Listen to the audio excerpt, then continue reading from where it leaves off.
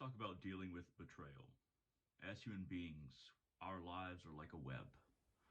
We are kind of at its center once it is constructed, and then it hooks onto a lot of different either tree limbs or roots or things that we feel like are very secure.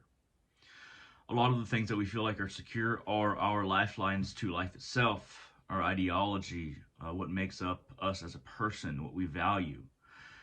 That is where we link onto our web.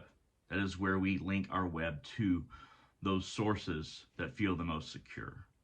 Now, much of the time, people are those links to those bigger sources that we think will provide stability. And unfortunately, for a human life, we are not the best judges. We might not know how we can anchor ourselves or what are the most foundational pieces of ourselves or understanding. So we might latch onto an understanding that is destructive or not beneficial towards our life, whether it be an institution that really screws us over, screws other people over, or that we believe in but constantly fails in achieving their aims. I'm talking about religious and spiritual and societal. Whether it be any of these things, if you choose incorrectly, then your life is going to not be anchored as well as it could. But the problem isn't always necessarily with that.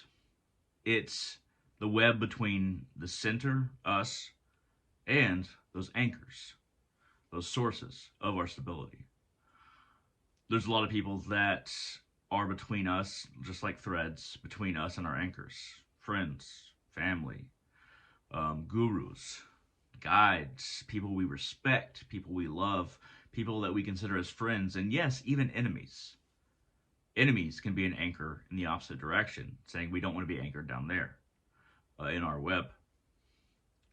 So when one of these in between people comes between us and an anchor, because that was our connection to it, whether it be a priest, a preacher, a teacher, a professor, a parent, a close friend that really inspired us, sometimes we lose that anchor.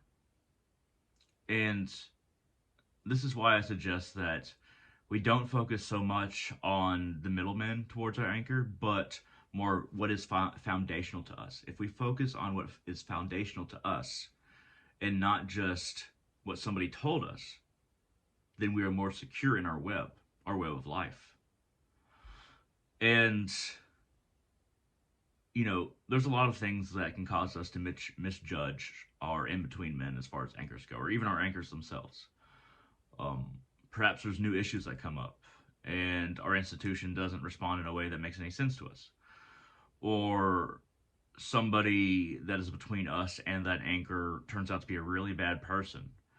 Our fabric of reality, our web of life is less secure. It's blowing in the winds of time and chaos. So the solution a lot of the time is to, while you need to have anchors in your life as far as what you might consider yourself as, that doesn't mean you have to define yourself necessarily, but how you at least define yourself at the moment so you can move forward based on your path, based on who you are, based on what you believe. That's just realistically what we all do. Find those anchors, but the middlemen are the most dangerous part of that.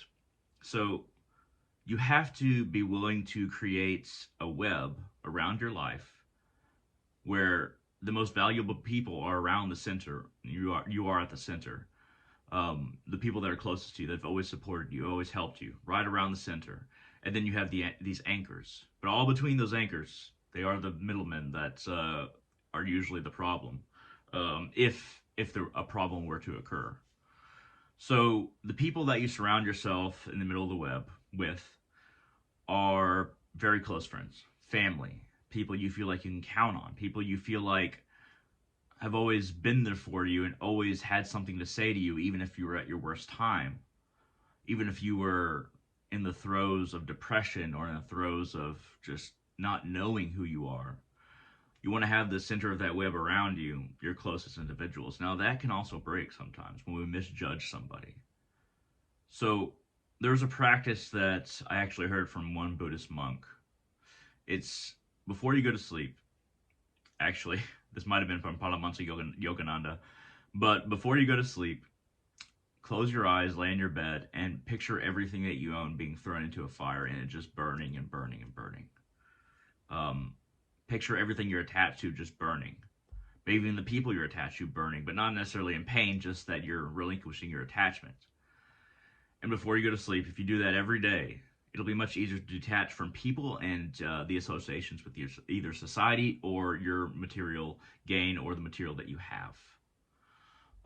Just understand that there are times when the web needs to be burned out, and it's not going to be stable, as stable as it was. But that former stability was a hoax. It wasn't actual stability. So if there's ever somebody burned out of your life by happenstance or by realization, perhaps, then know how to hook onto other anchors or feel the solidity of people around you, directly around your center. Because betrayal can happen in many ways. It can happen in people that we can, the middlemen, like I said. It can happen even within ourselves, in the center web, even before any other extension, any other person. We can betray ourselves by accident. And most certainly people that we held close to us can betray us, but also the middlemen are the main thing. But also maybe we become disillusioned with the anchors that we have that anchor us to reality, anchor us to life, that make us feel how we want to feel in life or how we want to be secure in life. Because even if we're not talking about ultimate security, or even if you're not fearful, you're still going to want to have anchors in your life. So figure out anchors that you can latch onto and that makes sense for your path as an emotional, mental, and spiritual being. And be ready to break ties when absolutely necessary. Don't let it hit you like an earthquake. Let it hit you like a gentle breeze. If you do that, then it's less likely that it will take a chunk out of you. It'll take a chunk out of your heart or your emotions, or you'll feel really damaged. I'm not saying be suspicious of everyone, but imagine yourself by yourself as often as possible so you know what that person looks like and you can become that person if absolutely necessary. Because when it comes to betrayal, it's never there's no foresight. You never suspected it. When it comes to big betrayals, maybe like little betrayals, sure, you might have expected it, little pieces of the outer web. But human life is not certain enough to rely upon what we think we can perceive in others. And that is why you must be malleable to a certain degree. The web must blow in the wind and still retain its reality for you as a person. At any rate, I hope this was interesting as far as talking about how to deal with betrayal.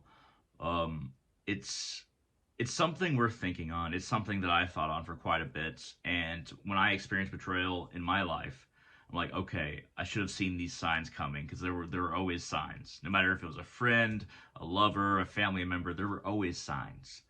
And you got to feel which way the tension is pulling upon the web and where it's becoming thinnest before you realize a betrayal is about to happen. So if you have any questions, comments, concerns, feel free to shoot down in the comment section below on YouTube. If you want to contact me personally, feel free to go to www.facebook.com/hunter.salazar, HUNTER.SALAZAR. Thank you very much, and I hope all of you have a wonderful day.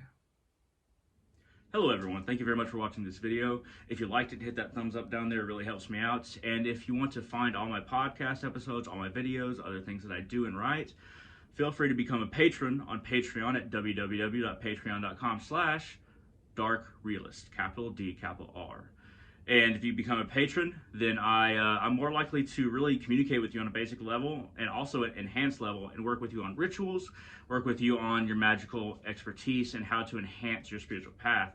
So there's some benefits to becoming a patron on Patreon. But yeah, if you have any questions, comments, concerns about what a patron is, feel free to shoot down in the comment section below on whatever video you're watching right now. But thank you very much for considering this. Thank you very much for watching, and I hope to see all of you on the channel in the future.